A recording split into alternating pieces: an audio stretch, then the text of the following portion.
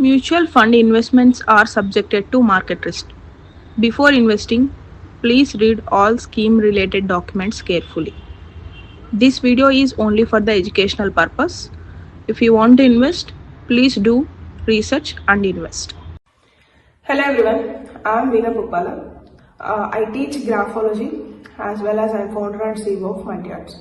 So ఈ వీడియోలో ఏంటంటే నేను మీకు క్లియర్గా మనం ఇన్వెస్ట్మెంట్స్ బేసిక్స్ నుంచి ఎలా స్టార్ట్ చేయాలి, మీరు ఫస్ట్ సాలరీ తీసుకోవడానికి ముందే ఇన్వెస్ట్మెంట్ ప్లానింగ్ అనేది ఎంత ఇంపార్టెంట్, మన లైఫ్లో ఇది ఎంత క్రూషియల్ రోల్ ప్లే అయిపోతుంది అనేది ఎక్స్ప్లెయిన్ చేస్తాను. సో వీడియో అయితే లాస్ట్ వరకు చూడండి. మీరు కనుక ఈ ఛానల్ ఫస్ట్ టైం చూస్తున్నట్టయితే డెఫినెట్గా ఛానల్కి అయితే సబ్స్క్రైబ్ చేయండి. That is the only encouragement will get from you people because we're putting lots more effort. నేను మా టీం వాళ్ళు చాలా ఎఫర్ట్ పెట్టి ఎవ్రీ వీడియో అయితే చేస్తున్నాం. Okay, so let's go into the video. So first of all investment అంటే ఏంటంటే అది ఏదో ఒక ఏజ్డ్ పీపుల్ చేసేది, రెస్పాన్సిబిలిటీ వాళ్ళు ఉన్న వాళ్ళు చేసేది, లేకపోతే పిల్లల బాధ్యతలు ఉన్న వాళ్ళు చేసేది అనేలాగా ఒక ట్యాబో అనేది అయితే మనకు ఉంది. అండ్ ఇన్వెస్ట్మెంట్ చేసే వాళ్ళని ఏంటంటే ఒక రకమైన క్రింజ్ లాగా, అంటే వీళ్ళు కొంచెం చాదస్యం ఉన్నాయండి ఇప్పుడే ఇన్వెస్ట్మెంట్స్ గురించి మాట్లాడుతున్నారు అనేలాగా కూడా చూడడం జరుగుతుంది. సో ఇన్వెస్ట్మెంట్ అనేది ఏంటంటే it is like a life skill అండి. మనకు అన్ఫార్చునేట్లీ స్కూలింగ్స్ కాలేజ్ డేస్లో ఏంటంటే ఫినాన్స్ ఎడ్యుకేషన్కి ప్రాపర్గా గైడెన్స్ అయితే ఇవ్వలేదు. So that is what I feel. అంటే దాన్ని ద ఎంటైర్ మీరు అబ్జర్వ్ చేసినట్టయితే ద ఎంటైర్ సెగ్మెంట్, మీరు ఎల్కేజీ నుంచి లేకపోతే నర్సరీ నుంచి 10th కానీ +1 +2 కానీ what ever the degree you take, the rest of education format అంతా ఓన్లీ ఒక్క సెగ్మెంట్ మీద డిపెండ్ అవుతుంది. That is the income generation. మీరు జాబ్ చేస్తున్నా, సెల్ఫ్ ఎంప్లాయ్మెంట్ అయినా life runs with the income generation. మరి మనీ జనరేషన్కి అంత ప్రియారిటీ ఉన్నప్పుడు మనీ మేనేజింగ్కి కానీ ఫినాన్స్ మేనేజ్మెంట్ కానీ ఎందుకు అంత ప్రియారిటీ ఇవ్వలేదు అనేది even I had a great doubt.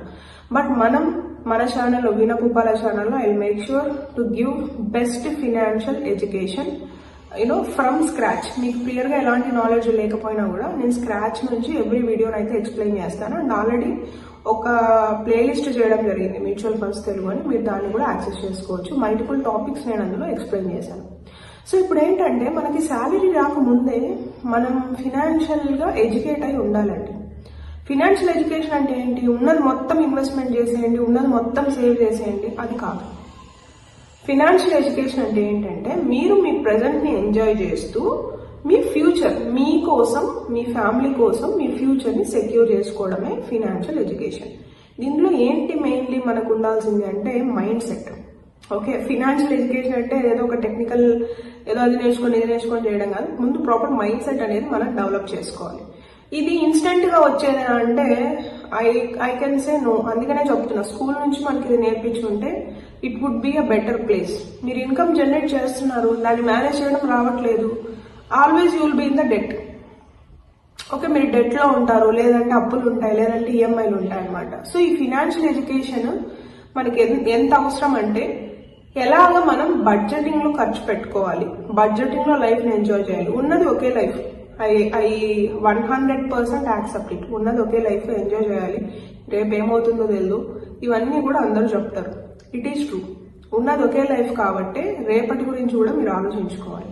Okay, so it's not like ఈరోజు ఎంజాయ్ చేసామంటే every day will come, you need to see tomorrow also, right? So మీరు అలా ఉన్నప్పుడు ఏంటంటే ఫినాన్షియల్ ఎడ్యుకేషన్ అనేది సూపర్ ఇంపార్టెంట్ రోల్ అనేది ప్లే చేస్తుంది.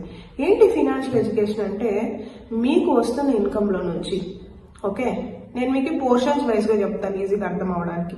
మీకు వస్తున్న ఇన్కంలో నుంచి మీరు చేయాల్సిన ఫస్ట్ థింగ్ ఏంటంటే 50%, ఓకే, 50% మీరు స్పెండ్ చేసుకోండి, what ever the way you like. 50% spend చేసుకున్న తర్వాత ద రెస్ట్ 50 ఉంటుంది కదండి, ఆ రెస్ట్ 50లో మీరు ఇప్పుడు సెగ్రిగేట్ చేసుకోవాలి. లెట్స్ సే మీరు 10,000 రూపాయలు జనరేట్ చేస్తున్నారంటే 5,000 రూపాయలు మీరు స్పెండ్ చేసుకోవచ్చు, లేదంటే 6,000 రూపాయలు మీరు స్పెండ్ చేసుకోవచ్చు. ఉన్న 40%ని మీరు డిఫరెంట్ పర్పస్కి ఎలకేట్ చేయాలి. ఓకే, ఎలా ఎలకేట్ చేస్తాము? సో 10% వచ్చేసి మీరు ఎమర్జెన్సీకి పెట్టుకోండి. ఓకే, 10% ఎమర్జెన్సీకి పెట్టుకోండి.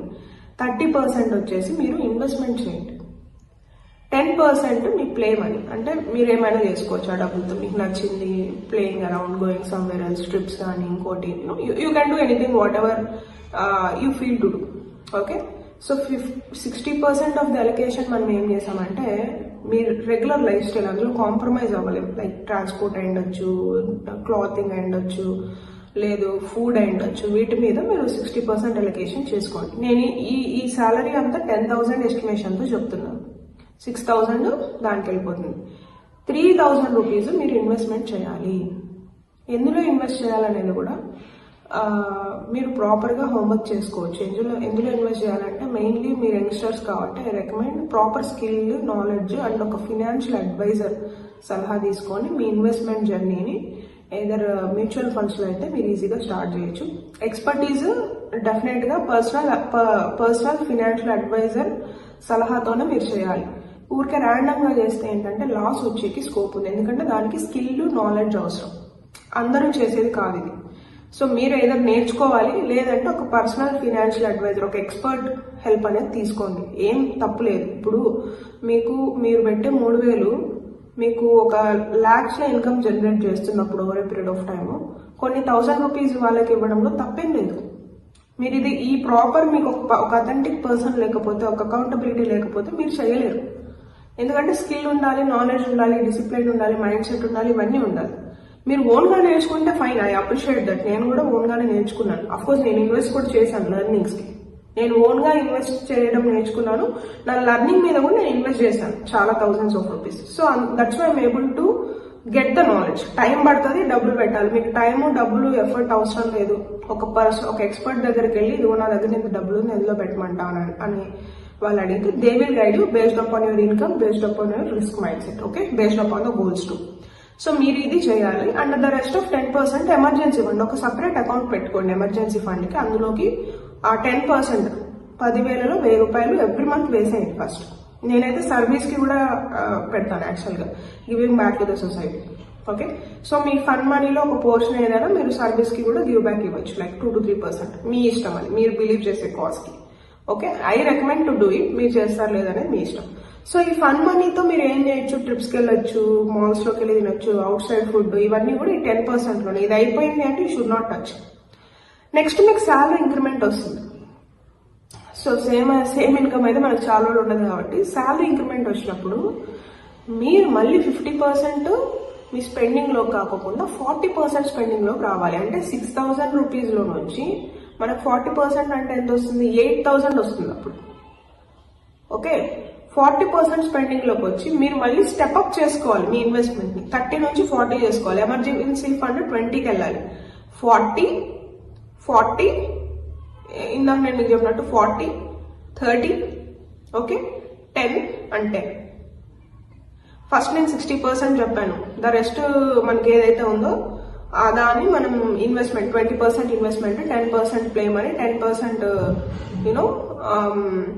లైక్ ఎమర్జెన్సీ ఫండ్కి చెప్పాం. ఇప్పుడు మీరు 40% స్పెండ్ చేయాలి. మీ శాలరీ 20 అయితే అక్కడికి మీరు 2,000 ఇంక్రీజ్ చేసుకున్నారు స్పెండింగ్లో. కాకపోతే అందరూ చేసే మిస్టేక్ ఏంటంటే మీ ఇన్కమ్ కన్నా మీ స్పెండింగ్స్ ఎక్కువ ఉంటాయి.